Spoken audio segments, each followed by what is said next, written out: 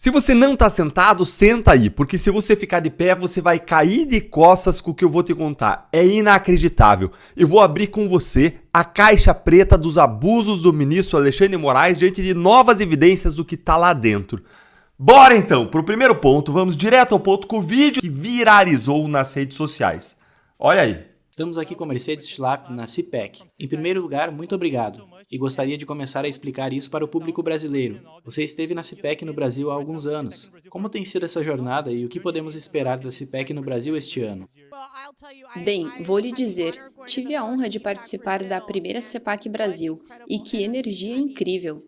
Todos vocês entendem que o povo brasileiro compreende essa luta pelos valores conservadores, essa luta pela liberdade, essa luta contra esse regime autoritário, essa luta contra a ditadura judicial que estamos vendo com o Supremo Tribunal Federal no Brasil.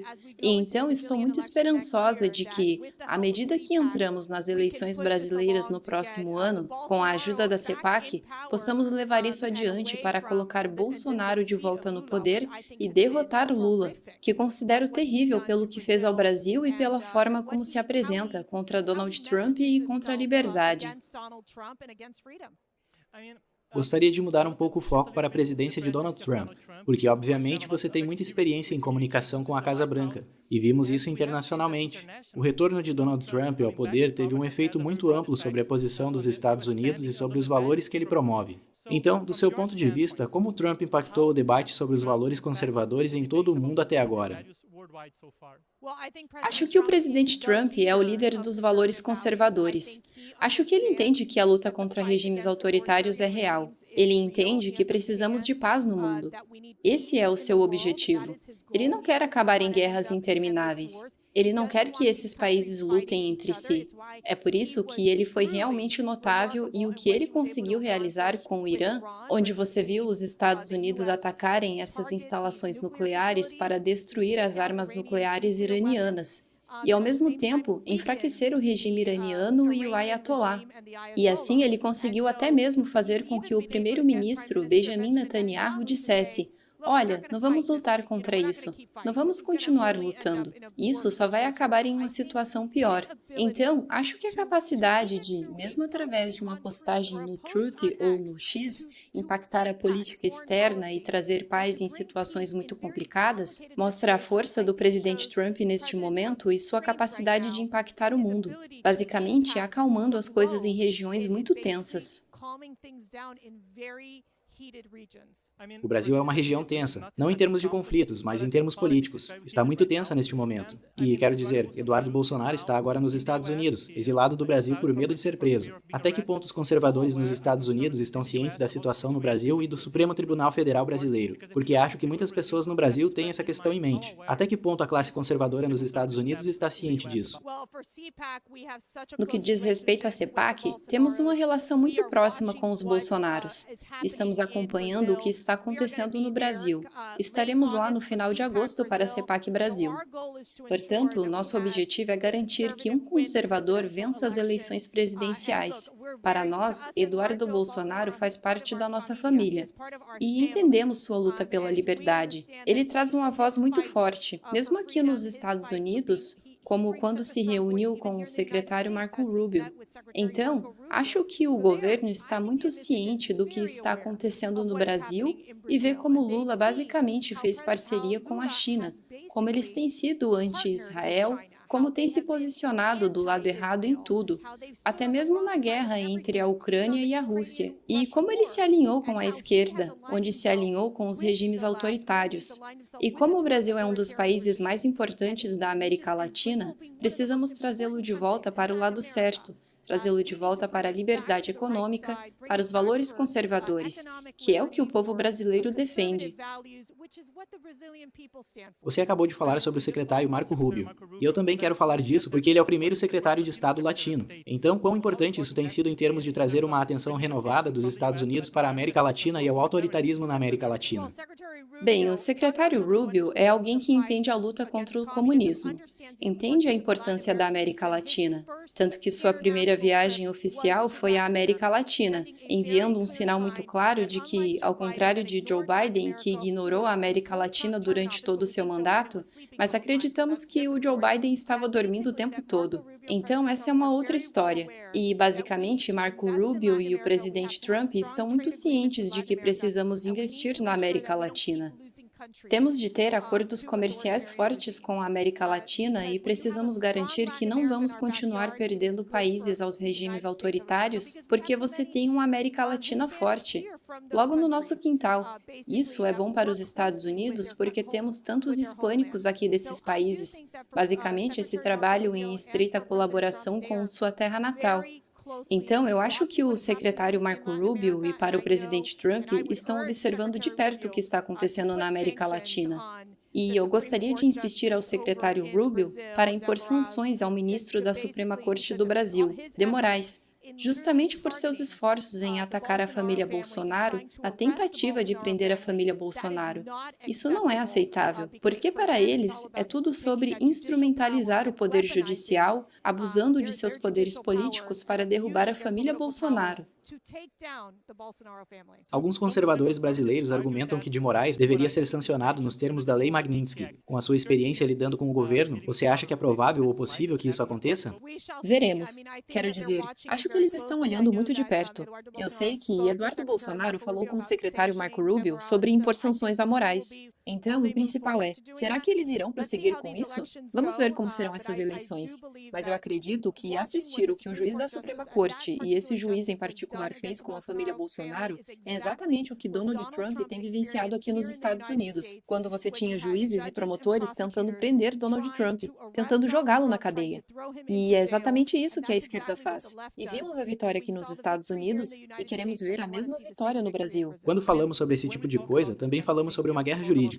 E isso não é só no Brasil ou nos Estados Unidos. Vimos Le Pen na França, Yoon Suk-yeol na Coreia. Então há uma tendência nesse sentido. E você, lidando com líderes conservadores de todo o mundo, Argentina, Hungria, Japão, quero dizer, a CPEC está em todos os lugares. Qual sua visão sobre isso? O que você tem ouvido em termos de guerra jurídica como uma preocupação mundial para os conservadores? É uma grande preocupação para os conservadores. E meu marido, Matt Schlapp, esteve envolvido no envio de uma mensagem muito forte para Moraes quando estavam jogando jornalistas na cadeia.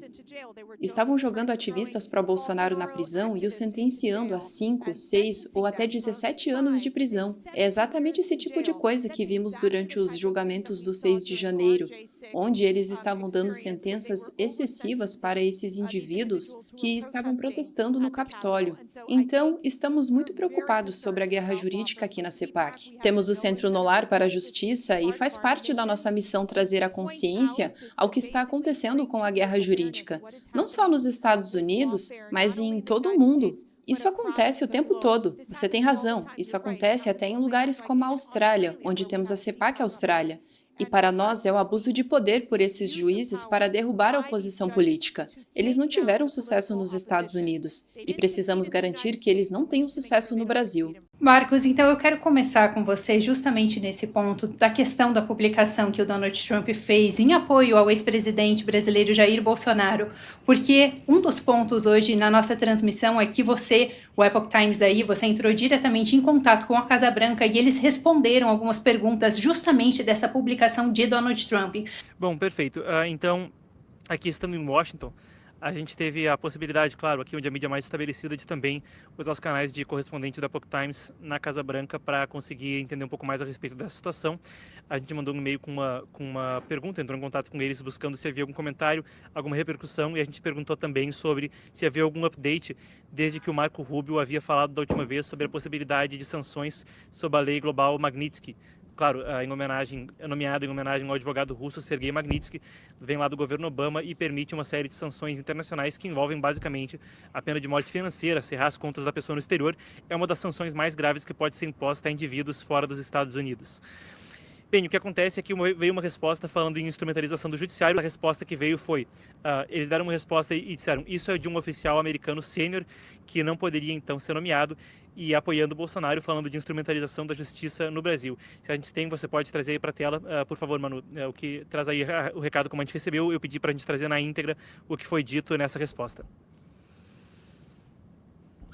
Perfeito, eu vou ler aqui para vocês, então. o que o Marcos me enviou da declaração desse alto funcionário do governo americano. Ele disse o seguinte, abro aspas, que o ex-presidente Bolsonaro e seus apoiadores estão sob ataque de um sistema judiciário armado. Esta é a mais recente de uma série de decisões ruins destinadas a silenciar a liberdade de expressão e derrubar a democracia para sustentar um governo impopular. Fecho aspas. E o Marcos vai trazer mais informações sobre o contexto do momento em que isso acontece. A gente tem o filho do ex-presidente Jair Bolsonaro, Eduardo Bolsonaro, que está lá nos Estados Unidos e que era uma das pessoas que estava articulando esse contato com o governo americano. E o Marcos agora vai nos trazer mais detalhes sobre isso. Então, Marcos, pode ficar à vontade. Bom, perfeito. Obrigado pela recapitulação, Manu. Eu estava fazendo uma retrospectiva a respeito do trabalho que vem desde 2023, não sei até que ponto o público ouviu, mas basicamente entre os destaques desse trabalho estavam 2 audiências nas quais o jornalista Paulo Figueiredo, então, colocou o Brasil nessa situação de repressão transnacional. Pedir perdão ao público, tá realmente quente aqui. Rapaz, que loucura. Mas colocou o Brasil nessa situação de repressão transnacional, enquadrando ele, equiparando ele a outros regimes autoritários pelo mundo, China, etc. Claro, esse é um argumento que tem várias nuances, tem vários lados para isso. Alguns argumentam que isso é uma forma ilegítima de manchar a imagem do governo brasileiro, do STF, o que quer que seja, das autoridades brasileiras. Outros argumentam que é uma conscientização necessária sobre a visão que se tem do Brasil no exterior. Seja como for, além dessas 2 audiências, também houve aquela audiência do Congresso. Se a gente tem, então, o clipe, a gente pode colocar na tela. Eu pedi para a produção separar rapidinho antes da gente entrar ao vivo, mas o Marco Rubio confirmou numa audiência do Congresso dos Estados Unidos, ele que tem o cargo de secretário de Estado, que é equivalente ao ministro das Relações Exteriores, confirmando que estava se averiguando a possibilidade de sanções via lei Magnitsky. A pergunta que a gente fez hoje para a Casa Branca tinha, então, eram 2 perguntas. Uma sobre se havia algum comentário específico sobre o que o presidente americano, Donald Trump, havia publicado, e a outra sobre se ainda estava sob cogitação a lei global Magnitsky. Para a gente encerrar o segmento, então, Manu, você pode trazer novamente qual foi a resposta que a gente teve. A Manu tem aí o e-mail completo com a resposta. Perfeito, eu vou ler aqui para vocês, para quem não acompanhou, então, essa foi a resposta do alto funcionário do governo americano para o Epoch Times sobre esse post de Donald Trump hoje em apoio ao ex-presidente Jair Bolsonaro. Ele disse o seguinte, abro aspas, o ex-presidente Bolsonaro e seus apoiadores estão sob ataque de um sistema judiciário armado. Esta é a mais recente de uma série de decisões ruins destinadas a silenciar a liberdade de expressão e a derrubar a democracia para sustentar um governo impopular. Fecho aspas.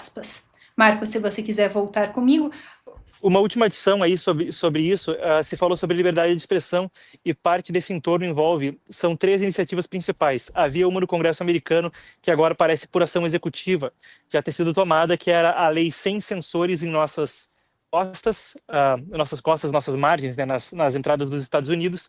Era um projeto que foi reintroduzido recentemente no Congresso americano. Eles têm que colocar de volta os projetos de lei em cada legislatura se eles não forem votados, que era para tirar o visto de pessoas que fossem entrar nos Estados Unidos que tivessem corroborado com censura mesmo em governos estrangeiros.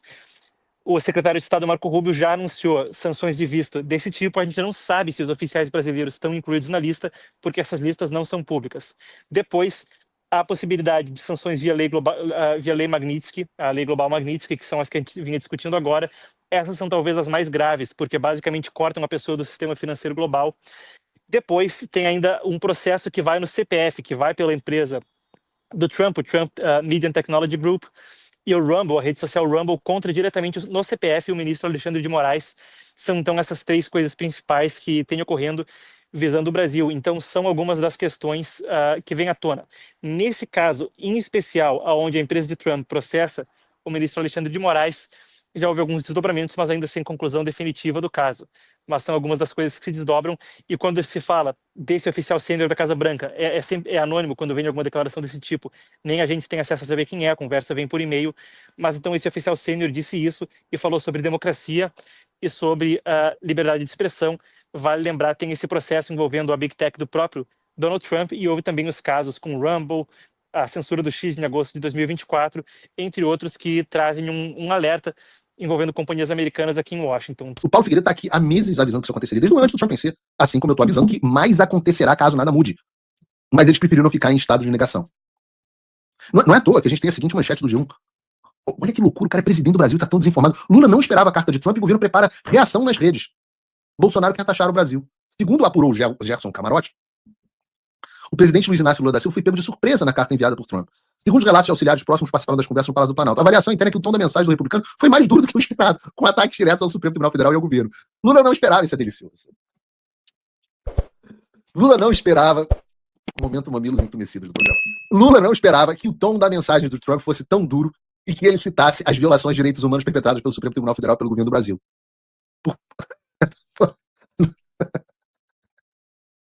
Ah, meu Deus. Cara, falta de aviso não foi. Falta de aviso não foi. Eu falo que a era da diplomacia é minha boca. Eu protesto. Vamos chamar o Charles da Ferro para consulta. Acabou isso, cara. Eu juro pra vocês. O próximo presidente, seja ele quem for, o Itamaraty, você pode mandar todo embora. Todo. Refaz. Diplomacia feita como era até o século XX, acabou. A diplomacia agora é assim. O presidente vai lá, promete que vai fazer e faz. Não vai ter vida fácil para esses tiranos que violam direitos humanos e censuram o povo, não. Ah, porra, não esqueça, irmão. Cara, inacreditável. O Trump fez o movimento dele. Avisou que ia fazer, 72 horas depois executou, e vem os próximos. E agora tá vendo o Lula movimentar a peça dele do tabuleiro. Óbvio que, eu sempre digo, a gente pode contar que o Lula fará a cagada. E o que aconteceu? Tendo em vista a manifestação pública do presidente norte-americano Donald Trump, apresentada em uma rede social na tarde dessa quarta-feira, é importante ressaltar: o Brasil é um país soberano, o processo judicial contra que eles planejaram o golpe de Estado é competência da justiça brasileira. No contexto das plataformas digitais, a sociedade brasileira rejeita conteúdo de golpismo, blá. No Brasil, a liberdade de expressão não se confunde com agressão ou práticas violentas. Para operar em nosso país, as empresas têm que se submeter a isso. É falsa a informação de que o Brasil tem déficit. Nesse sentido, qualquer medida de elevação de tarifas de forma unilateral será respondida à luz da lei brasileira de reciprocidade econômica. A soberania e o respeito, a defesa intransigente do povo, blá. Eu já falei sobre o Brasil não ser um país soberano. O Brasil é um país. O Lula só é presidente, segundo Mike Pence, graças ao Joe Biden, que financiou, que apoiou todas as operações para levarem o Lula ao poder. Segundo o próprio Barroso, os Estados Unidos interferiram de forma decisiva nas eleições do Brasil que levaram o Lula ao poder. O termo é do Barroso. Busquem isso nos programas anteriores. O meu foco aqui é outro. O Lula diz que vai adotar uma reciprocidade contra a tarifa Moraes. Segundo noticiou a Veja, ao citar a Associação Brasileira de Exportações, a tarifa Moraes de 50% vai inviabilizar a venda de produtos manufaturados brasileiros para os Estados Unidos. Segundo o presidente da associação, todos os setores exportadores serão atingidos, em especial dos manufaturados. Já temos o custo Brasil, e sobre isso será aplicado 50%, a tarifa Moraes. Isso inviabiliza qualquer operação. Essa será uma das maiores taxações adotadas por Trump. Ou seja, da maneira como está, a tarifa Moraes já inviabiliza as exportações brasileiras dos Estados Unidos. E aí a gente entra na afirmação do Lula, que na palavra dele, qualquer medida de elevação será respondida à lei de reciprocidade, respondida à luz da lei de reciprocidade. Então, se os Estados Unidos adotaram a tarifa Moraes 50%, a ideia do Lula é responder à altura e aumentar as tarifas sobre os Estados Unidos em 50%. Mas tem um problema, porque o Trump disse que se o Lula aumentar as tarifas em 50%, então o valor da tarifa Moraes passará a ser tarifa Moraes Lula e será mais 50%. Então, se o Lula sobe as tarifas americanas em 50%, o Trump sobe a tarifa Moraes em 50%, e aí teremos 100% de tarifas. E se com 50% o presidente da Associação Brasileira de Exportações que as operações se tornam inviáveis, imagina com 100%. A verdade é a seguinte: o Alexandre e o Lula têm todos os recursos para resolver essa situação. Como eu disse na nossa carta, o caminho para que a tarifa Moraes seja levantada, presidente da Associação Brasileira das Exportações do cacete, é muito simples. Pautar a anistia ampla, geral e restrita, permitindo que o Congresso Nacional conserte a cagada feita pelo Supremo Tribunal Federal com o apoio do Poder Executivo. 2, aprovar um projeto de lei com liberdade na internet, desfazendo a outra cagada do Supremo Tribunal Federal no julgamento do Marco Civil na internet. E 3, e dá para esperar um pouquinho esse, responsabilizar o Alexandre pelas ilegalidades, pelos crimes de abuso que cumpriu no exercício da função do ministro do Supremo Tribunal Federal. É simples. A anistia devolve a paz política ao Brasil. A lei da internet vai permitir que se restabeleça a liberdade de expressão. E a responsabilização é o accountability para impedir que novos façam a mesma coisa. Isso é mais que isso. Eu repito. Alexandre e Lula, Supremo Tribunal Federal e Governo Federal, os senhores têm absolutamente todos os recursos necessários para resolver essa situação sem quebrar o Brasil. Todos os impactos econômicos advindos das sanções são de responsabilidade única e exclusiva dos senhores, já que os senhores podem resolver essa questão a qualquer momento. Paulo Figueiredo, Eduardo Bolsonaro e Jair Bolsonaro não têm nenhuma capacidade de resolver esse problema. Os senhores têm. Basta deixar o Congresso trabalhar. Mas parece que não estão muito afins de resolver o problema. Em primeiro lugar, esse negócio de reciprocidade é um grande caô. Só para explicar aqui para vocês. O Brasil aplica entre 60% e 100% de tarifa aos produtos americanos. Até o dia 1º de agosto, até a implementação da tarifa Moraes, os Estados Unidos implementam, em média, 3%, 3,5% de tarifas nos produtos americanos. O que significa isso? Que, mesmo com a tarifa Moraes, os Estados Unidos ainda vão tarifar os produtos americanos menos do que os americanos tarifam os brasileiros. Se o Lula for aplicar reciprocidade, ele vai ter que baixar os impostos no Brasil. Então, essa bobagem que a imprensa fica falando, não, porque o Brasil tem déficit comercial com os Estados Unidos. Sim, o déficit comercial do Brasil com os Estados Unidos é pela incapacidade de produção do Brasil. Presidente Hugo Mota e presidente Davi Alcolumbre, eu, pessoalmente, coloco vocês sentados, sem Itamaraty, no salão do West Wing da Casa Branca, para discutir essa possibilidade. Não há outro caminho. Eu lamento que a gente tenha chegado a esse ponto. Mas caso os senhores não aceitem essa proposta, Está no colo de vocês. Já está mais do que claro. E você tinha o Itamaraty com todo o aparato estatal brasileiro seguindo uma direção e Paulo Figueiredo e Eduardo Bolsonaro seguindo em outra direção. Quem foi mais efetivo? As vias diplomáticas dos senhores não funcionam mais. É daqui para baixo. Eu avisei que haveria choro e ranger de dentes. A gente continua a nota. Sem essas medidas urgentes, a situação tende a se agravar, especialmente para certos indivíduos calvos e seus sustentadores. Restam 3 semanas para evitar um desastre. É hora dos responsáveis colocarem fim a esta aventura autoritária. Deus abençoe o Brasil, Deus abençoe a América. Assinam Eduardo Bolsonaro, deputado federal em exílio, e Paulo Figueiredo, jornalista em exílio. Eu falei que ia ter choro e ranger de dentes. Eu falei, e tem que ficar claro também, para deixar muito claro, que o motivador central da criação da tarifa Moraes é o Alexandre e o STF. Nós deixamos isso na nossa nota de forma intencional. O Trump deixa isso na sua nota de forma intencional. Não tem Lula. O Lula tem o seu papel nisso, mas é um papel marginal. Vejam o que diz a carta do Trump. Bolsonaro, rede social, violação de direitos humanos, eleição não livre. Tá escrito, o cara escreve, meu amigo. O principal é o Alexandre, é o STF. Aliás, não é o STF, são os integrantes, são certos integrantes do STF. Então, meu Deus do céu, como é que as pessoas vão focar no Lula e dar protagonismo ao Lula? Tem um monte de deputados, pelo amor de Deus. Eu não sei nem se o Nicolas postou alguma coisa a respeito, realmente não vi. Mas parem de dar protagonismo ao Lula, que é o que ele quer. Protagonismo e antagonismo ao Lula. Não é ao Lula. Isso não se trata de Lula. Não tem absolutamente nada a ver com Lula. Lula pode continuar sendo presidente e fazendo as cagadas dele por mais 1 ano e meio. E não teremos tarifas. Mesmo com todo o anti-americanismo do Lula. O foco é o Alexandre. Eu estou dizendo isso há mais de 2 anos e meio. E os senhores estão insistindo em Lula. Ora, meu Deus do céu, não existiria Lula sem o regime do Supremo Tribunal Federal. Não teria existido. Lula estaria dentro da prisão. Não teria ganhado a eleição se tivesse uma eleição honesta, transparente e isonômica no Brasil. Quem fez o Lula presidente foi o Supremo Tribunal Federal. Não o povo. Claro que muita gente no povo participou desse processo. Mas não teria acontecido. É condição necessária ao regime do Supremo Tribunal Federal. Digo mais, Lula já teria caído, não fosse o apoio do Supremo Tribunal Federal. Caso a oposição pudesse fazer o trabalho de oposição. Não estivesse amordaçada, a internet brasileira estivesse livre, os veículos de imprensa estivessem falando, eu estivesse lá na Jovem Pan falando normalmente, Lula não subsistiria. E digo mais, a única esperança do Lula para o futuro é que o Supremo Tribunal Federal também conduz o processo eleitoral de 2026. E vocês estão brigando com Lula. Porra, gente! Pelo amor de Deus! Não percam 1 segundo falando em Lula. Falem o regime. O regime. Vocês não são oposição a um governo, vocês são oposição ao regime. Eu imploro que vocês entendam isso. Ontem, aqui no Arena, o senador Flávio Bolsonaro citou a aprovação do projeto de anistia no Congresso como uma condição para que o presidente norte-americano, Donald Trump, reverta a tarifa de 50% a produtos brasileiros. E o Arena quer saber, o Brasil deveria aceitar anistiar os envolvidos nos atos do dia 8 de janeiro para barrar o tarifaço de Donald Trump? Para debater esse assunto, temos hoje a participação dos deputados Sóstenes Cavalcante, do PL, e Fernanda Melchiona, do PSOL. Aos dois, eu agradeço pela presença aqui na CNN mais uma vez. Muito obrigado. Vou começar com uma deputada. Deputada, a anistia é uma saída justa para evitar que os Estados Unidos apliquem essa tarifa ao Brasil? Aí lembrando que cada um terá 2 minutos para responder. E eu posso entrar com um certo ok, se passar um tempinho não tem problema, a gente desconta não, mas a gente repassa a diferença para o outro e a gente segue para o debate, porque eu quero deixá-los livres para poder debater e ao mesmo tempo não ficar com aquela coisa engessada de tempo, tudo bem, já terminou, ok? Mas eu vou dar uma sinalização de ok. Deputada, muito boa noite, obrigado pela presença.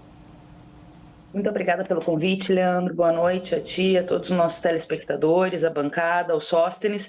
E tem que ser muito falso patriota para defender uma subjugação tão grande aos interesses nacionais e um desrespeito ao povo brasileiro como um todo. É claro que a carta do Donald Trump é eivada de mentiras, de megalomania e de fake news, inclusive, do ponto de vista da nossa balança comercial com os Estados Unidos, mas, sobretudo, de uma ideologia, que é a tentativa de interferência na política e nos poderes brasileiros. Nós estamos falando do judiciário brasileiro.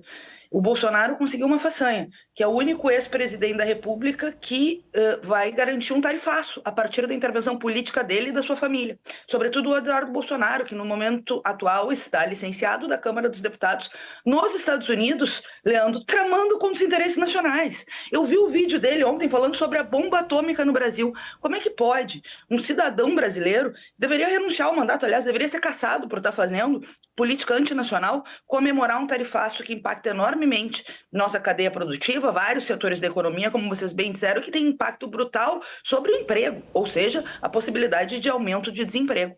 E é tão grave, mas tão grave, que eu não me lembro da história recente, aliás, na história do Brasil, uma tentativa de ingerência tão grande, uma ameaça chantagista tão grande de uma nação sobre a outra, de um império que está ruindo, como o imperialismo estadunidense, eivado com a ideologia da extrema-direita.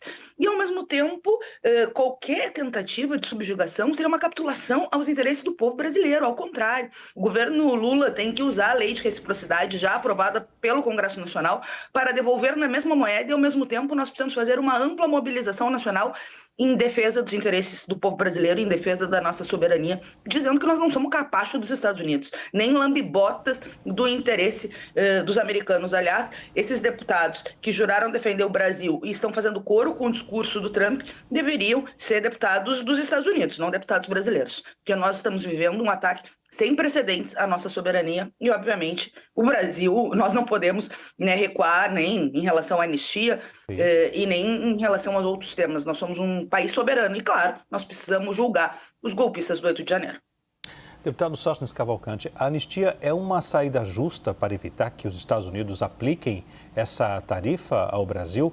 Boa noite e obrigado pela presença mais uma vez.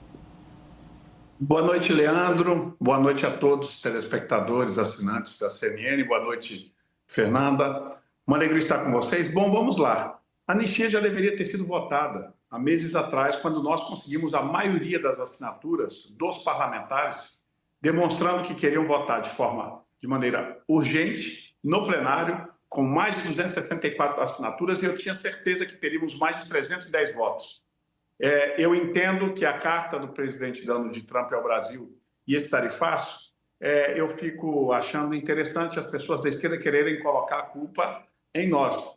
Nós não somos a favor. Aliás, o Partido Liberal tem como princípio da economia o liberalismo econômico. Nós somos contra tarifas, impostos. Quem gosta disso é a esquerda. Aliás, desde que o presidente Lula voltou, são mais de 28 impostos criados nesses 2 anos e meio. Quem gosta de imposto, quem gosta de tarifa é a esquerda, nunca nós do Partido Liberal, porque acreditamos, defendemos uma economia liberal. O que está acontecendo com essa decisão unilateral do presidente Donald Trump acerca do Brasil é claro na sua carta. Nós não estamos mais vivendo de um tempo para cá, desde que voltou o presidente atual da República, nós estamos com problemas sérios de intervenções do judiciário com empresas de americanos, com censura. A carta do presidente Donald Trump tem 2 coisas muito claras. A primeira, a perseguição ao ex-presidente Bolsonaro. Nunca se viu um ex-presidente tão perseguido e aí se pergunta, por quê? Porque fez uma reunião com embaixadores, porque fez uma manifestação no 7 de setembro, por um golpe que não tem uma arma, que não tem nada, que nunca existiu. Isso é pura perseguição política, porque querem tirar do jogo político de 2026, que está o presidente Bolsonaro liderando todas as pesquisas. Porque o governo atual vai muito mal, porque só quer aumentar impostos, prometeu picanha, não dá nem abóbora aos brasileiros, e aí bate o desespero na esquerda por conta de uma decisão do presidente Donald Trump. Querer dizer que nós somos a favor e apoiamos tarifa contra brasileiros, jamais. Nós não apoiamos. Okay. Agora, as decisões dos Estados Unidos dizem respeito às suas decisões. Agora, a anistia já era para ter sido votada, não precisamos nem sequer de tarifaço para que isso fosse votada na Câmara. Se tivesse sido resolvido o problema dos injustiçados do 8 de janeiro, dessas pessoas que estão presas injustamente pagando penas excessivas, que todo mundo concorda. No Colégio de Líderes, só para você ter uma ideia, até os líderes da esquerda dizem que as penas são excessivas.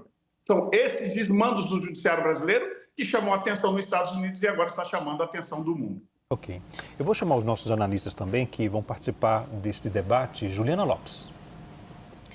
Deputados, muito obrigada. Queria começar com a deputada Melchiano. Eu vou fazer uma pergunta e os dois podem responder a mesma pergunta. A questão é a seguinte, a gente teve uma reação grande dos setores produtivos, uma reação ali contida, né, ainda que não pública, do judiciário, que foi ali atacado de alguma forma pelo presidente americano. Diante de todas essas reações, esse projeto da anistia acaba sendo fortalecido ou enfraquecido no Congresso Nacional? Deputada, começando pela senhora. Eu acho que ele foi enterrado, Juliana. É claro que a gente tem que estar atento e seguir a luta para não ter anistia.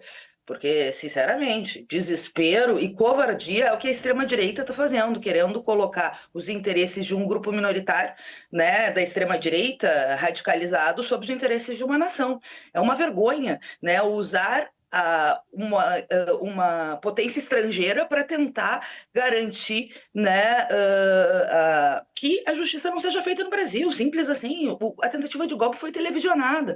O Sóstenes fala, uma reunião com embaixadores. Não, uma reunião com embaixadores televisionada em que o Bolsonaro colocou em risco e dúvidas do nosso sistema eleitoral porque estava vendo que estava perdendo o apoio do povo brasileiro e não queria sair do poder. Aí depois disso a gente teve passeatas golpistas, aí depois disso a gente teve interferência da Polícia Rodoviária Federal para tentar evitar que os eleitores do Lula fossem votar, depois a gente teve obstrução de vias, acampamentos golpistas durante 2 meses na frente dos quartéis, depois disso a gente teve um 8 de janeiro que não foi um passeio no parque, não foi um passeio de domingo, foi uma tentativa golpista derrotada, isso é verdade, foram derrotados pelo povo brasileiro na eleição e depois foram derrotados na tentativa golpista, nada mais justo que paguem pelos crimes que cometeram, e o Bolsonaro é mentor intelectual da minuta golpista, em vários depoimentos e agora denunciado pela PGR. Eu acho que acelera o julgamento do Bolsonaro, e nós vamos lutar para acelerar o julgamento do Bolsonaro, para que ele seja preso e condenado, e ao mesmo tempo lutar para preservar a soberania nacional e os interesses do povo brasileiro. Agora, é um negócio escandaloso o que nós estamos vendo, que a extrema-direita está fazendo. E sabe, Sóstenes, eu vi o Eduardo Bolsonaro comemorando,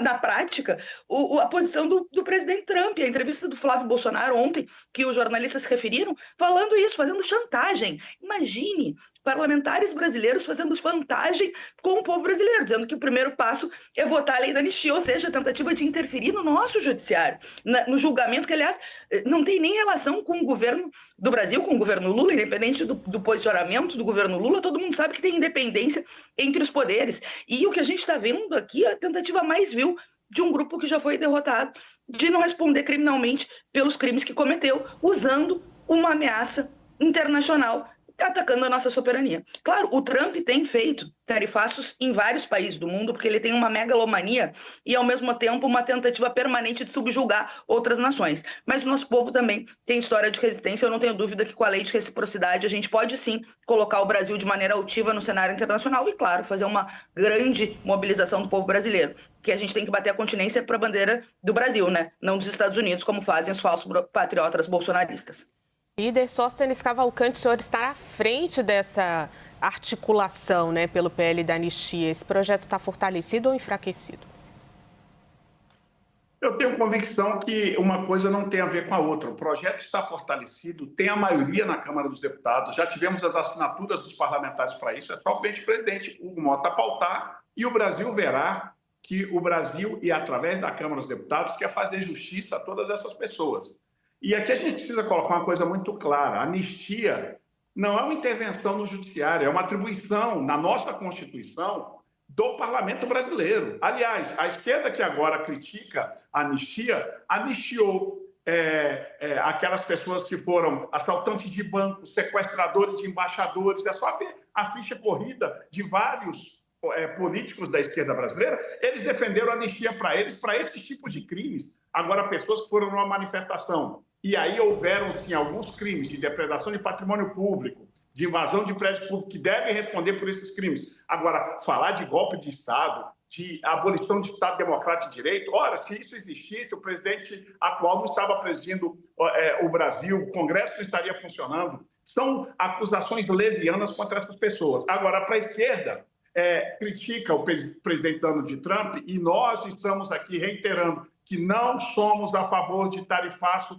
contra o Brasil, que isso fique claro para todo o Brasil e não venham colocar palavras na nossa boca que não dizemos. Agora, na hora de buscar a primeira-dama condenada por corrupção no Peru, manda avião da FAB, na hora de ir na presidente, da ex-presidente da Argentina, que está condenada também por corrupção, aí o presidente Lula faz plaquinha, Cristina Kirchner livre, ou seja, quando são seus amiguinhos, eles, em especial por condenações de corrupção, eles passam um pano por cima.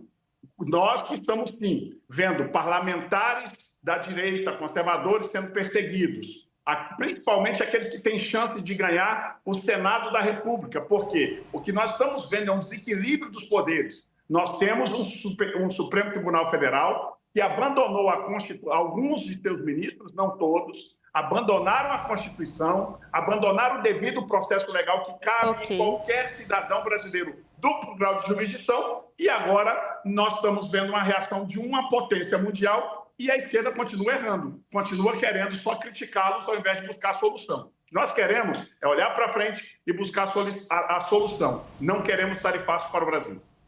Pedro Venceslau também por aqui.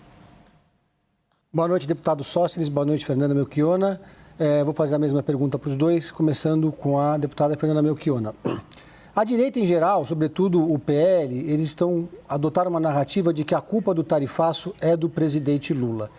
Eu queria saber se, na sua avaliação, esse argumento tem aderência ou se vai acabar prevalecendo um desgaste maior para o bolsonarismo. A gente teve uma manifestação ontem da esquerda aqui na Avenida Paulista e outra no dia 29 de junho, que foi organizada pela direita com o lema Ato Justiça Já. Então, são duas perguntas em uma. Eu queria saber também quais são os próximos atos e quais serão os motes dos próximos atos. Olha, Pedro, primeiro te cumprimentar.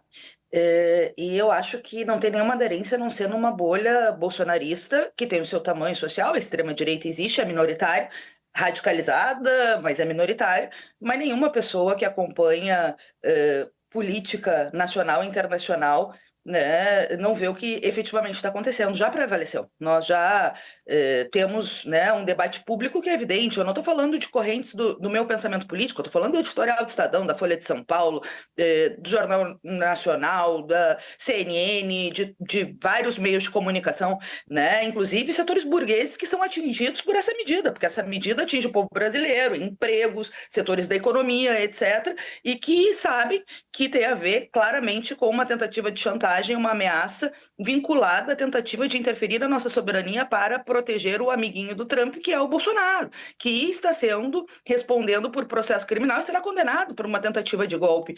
E aí, fazer uma comparação entre aqueles que garantiram liberdades democráticas, derrotaram uma ditadura de 21 anos e lutaram muito por isso, e por isso teve a campanha da anistia, com golpistas, né, como foi os do 8 de janeiro e como foram os golpistas lá da ditadura civil-militar, que, aliás, não tiveram a responsabilização, não teve justiça de transição nesse período, mostra a cabeça da extrema-direita brasileira, são viúvas da ditadura civil-militar e, ao mesmo tempo, o projeto do Trump é ditatorial. E o projeto Bolsonaro também foi. Eles tentam fechar as liberdades democráticas por dentro do sistema político. Eles dizem que defendem a liberdade de expressão e expulsam, tiram visto, interferem em outras nações, tentam interferir sobre os poderes, tentam acabar com as liberdades democráticas para impor os ajustes econômicos dos interesses do capital. Então é uma combinação de tentativa de tirar liberdades democráticas com ajuste contra o povo.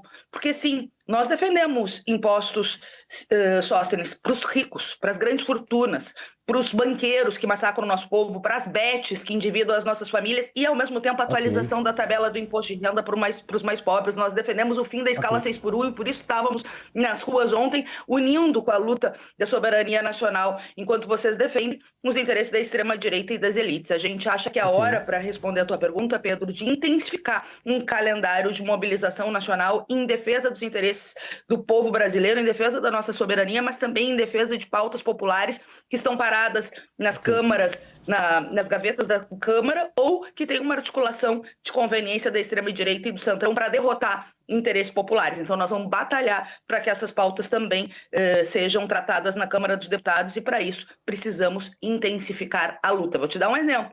Semana que vem pode entrar na pauta o PL da devastação, que é um dos maiores ataques ao meio ambiente na história recente do nosso país. Então a gente precisa fortalecer uma mobilização do nosso campo e eu acho que o desafio é construir um calendário nacional de mobilizações. Ok. Deputado Sóstenes, o senhor vai ter 3 minutos, é um pouco mais estendido. a mesma pergunta. O senhor acha que essa narrativa de que a culpa foi do presidente Lula tem aderência e qual é o calendário de mobilizações da direita para esse ano de 2025? Eu não tenho dúvidas que a culpa é do presidente Lula. Quem atacou Donald Trump ainda na candidatura foi o presidente Lula. Quem fica, quando tem um problema em Israel, entre Israel e Hamas, e fica do lado do Hamas, do grupo terrorista, foi o presidente Lula. Quando tem um ataque ao Irã, o presidente Lula fica do lado do Irã, ou seja, sempre na contramão do mundo. Vem aqui os BRICS, fazem críticas ao presidente Donald Trump e aos Estados Unidos, como agora a minha colega Fernanda Melchiona acabou de dizer que o presidente Donald Trump é um ditador. Ele foi eleito pelo voto dos americanos. Quem somos nós para dizer que esse ou aquele... Eu não gosto nada do atual presidente da República do Brasil, mas está aí, foi eleito.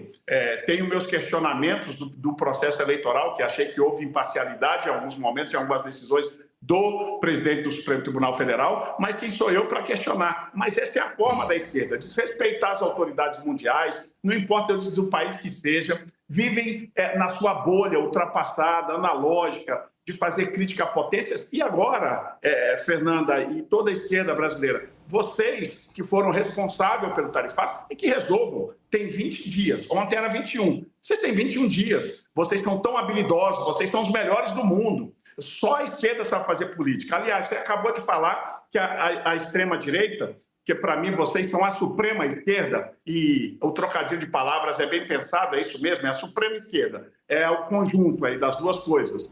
Vocês falam que são maioria, não são, tristemente. É só ver as pesquisas de intenções de voto para 2026. Quem lidera todas essas pesquisas é o presidente Bolsonaro. Se nós fôssemos minoria, nós não estaríamos liderando as pesquisas. Então, assim, ficam num discurso analógico. Até agora não vi ninguém da esquerda, inclusive o presidente Lula, falar em solução. Ontem, numa rede de televisão aí brasileira, ele deu uma entrevista e falou que vai buscar o diálogo, mas tem que buscar mesmo, tem que resolver o problema.